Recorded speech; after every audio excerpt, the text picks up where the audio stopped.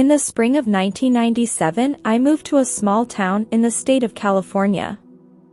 I hated the idea of having to adapt to a new school with unfamiliar people in a small town I had never heard of. I didn't have many friends, but the few I did have had been left behind. Ever since my father died when I was still little, my mother has been trying hard to make up for his absence. Maybe that's why she's been demanding good grades from me, and recently, she's been getting a bit stressed.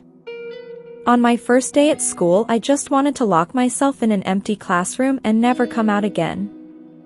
Everyone looked at me as if I were naked. I definitely didn't want to be there. Damn the time they transferred my mother to work as a nurse in that town's hospital. A few employees cost me a new routine. The next day, I sat away from everyone in the cafeteria. I wasn't ready to make friends. In fact, I don't even know if I wanted to. While I was busy hating that moment, I was surprised by a blonde girl, tall and very well dressed compared to the other students, asking me if she could sit with me, and before I could finish saying that it wasn't a good idea, she had already sat down and with a smile from ear to ear said, "I'm Chloe, what's your name?" As invasive as she was, I sympathized with her. I think she became my best friend from then on. She showed me around the school, introduced me to her friends, and even shared part of her locker with me. We were practically never apart, and this began to extend beyond school hours, going out after school and at weekends. I began to feel happier and more excited. I saw the city with new eyes at that point. Weeks later, right after school, Chloe went to my house to do her homework and enjoy the rest of the day.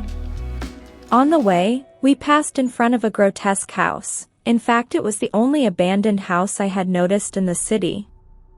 By the time I realized it, I had stopped in front of the property, so Chloe, noticing my curiosity, told me that one of the richest families in the region once lived there and that their lineage had come to a tragic end. I questioned the rest of the story without thinking, but Chloe was reluctant to continue. But I insisted on more details until I convinced her. In that house lived an extremely wealthy and successful couple, Richard and Elise, and their young daughter Megan. In 1954, the town was going through a very difficult time. Plantations were dying, people were sick, and everything was going from bad to worse. Richard was the town's mayor and an influence in the region and felt compelled to act.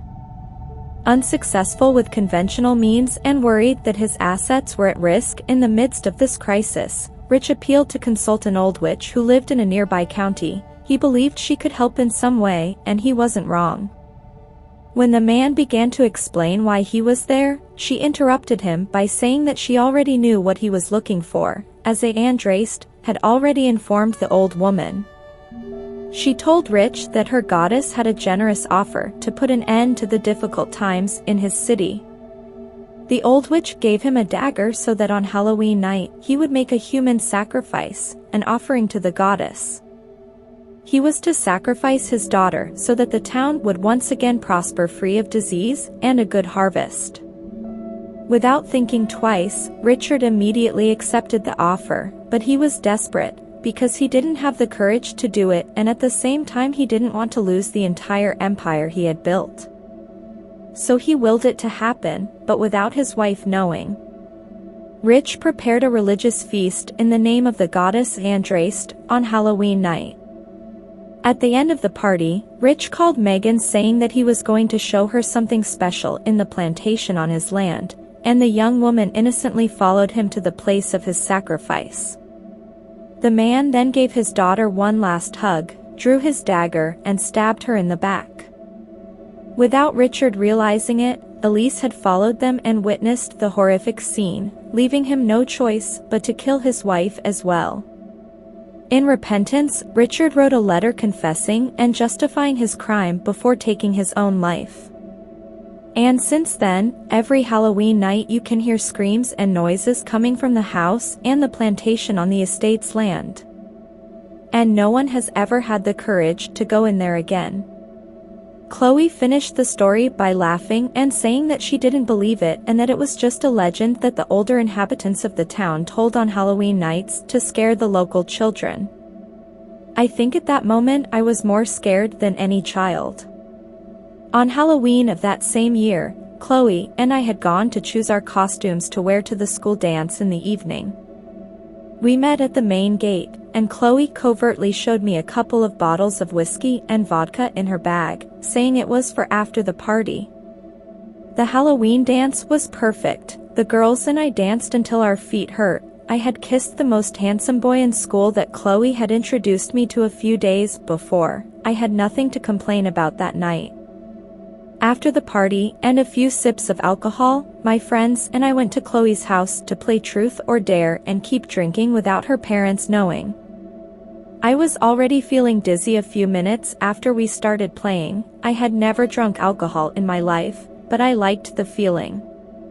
I didn't want to spoil the perfect evening I was having, so when the bottle stopped pointing at me I chose Dare, and figured it would be easy for me since my best friend was the person asking. But to my surprise she told me to go into the bathroom of the abandoned house and stay there for 5 minutes. As well as being surprised, I was scared to death, but I didn't want to look bad in front of everyone, so I agreed. There was a gloomy feeling in the house and I wondered what I had gotten myself into, but I took a deep breath and carried on. Arriving at the front door, I realized that it was already open, so I entered while Chloe and the others were waiting for me to complete my challenge outside. Inside the grotesque house it was much colder than outside, which only terrified me, so I climbed the steps quickly to complete my challenge. When I reached the bathroom, I could see several symbols that looked as if they had been written in blood recently. That was enough for me. I ran out of the bathroom and down the stairs towards the door, trying to open it, but to no avail. Desperate, I shouted for help to Chloe and the others, but no one answered. At that point I ran to other parts of the house in search of a way out, but it was all in vain. I kept banging on the door until I heard the creak of the wooden steps of the staircase behind me. I turned around and saw Chloe's parents. "Thank God," I said in a relieved tone. They opened their arms and smiled and said, "Come on, darling, it's going to be all right." Innocently, I went towards them and they hugged me. I felt a warm liquid running down my back and through my legs until I fell, and in Chloe's father's hand I saw a dagger full of blood. I was dying and I began to understand the whole situation. I understood why every year that night there were screams and noises coming from that house. I understood why Chloe didn't want to tell the whole story about the house. I had understood everything up to that point. Chloe and her friends came in and went over to where I was lying. They surrounded me and Chloe told me, "It's for our own good, Andres will be happy with your body and your blood." I felt betrayed, and as they carried my body through the fields, I confirmed that it really had been a bad idea for my mother to move to that damn place. And so the town remained prosperous, with its crops plentiful and disease-free for another year. If you want more stories about pagan gods, subscribe to our channel. See you in the next video.